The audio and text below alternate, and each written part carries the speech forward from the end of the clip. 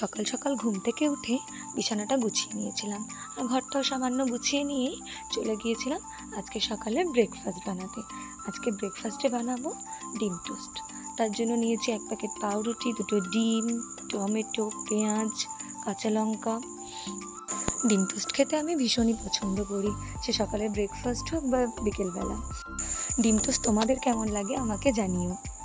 দেখো, ডিম টোস্ট বানাতে গিয়ে প্রথমে আমার কাছে যেহেতু কোয়ার্টার পাউরুটি ছিল না, তাই আমি এই গোল পাউরুটিগুলোকে ভালো করে ওপরের লেয়ারটা চাকু দিয়ে কেটে নিয়ে মোটামুটি কোয়ার্টার পাউরুটির মতো একটা শেপ দিয়ে নিয়েছিলাম। আর নিয়েছিলাম 2টো ডিম।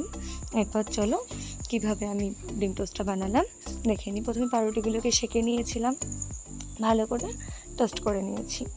এরপর ডিমটাকে ভেঙে নিয়ে তার মধ্যে অল্প লবণ, হলুদ দিয়ে ভালো করে বিট করে নিয়েছিলাম। তারপর গ্যাসের ওপর কড়া বসিয়ে কড়াতে প্রথমে অল্প একটু সাদা তেল দিয়ে কড়াইটাকে ভালো করে গরম করে নিয়েছিলাম।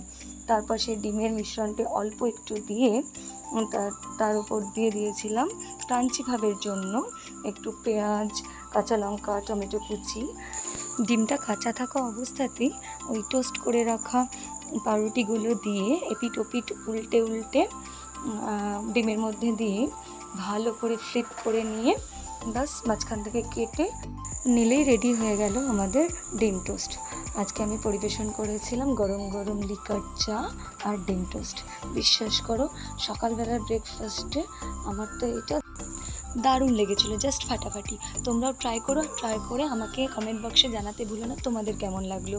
চলো আজ এই পর্যন্তই, দেখা হচ্ছে পরবর্তী ভিডিওতে। টাটা।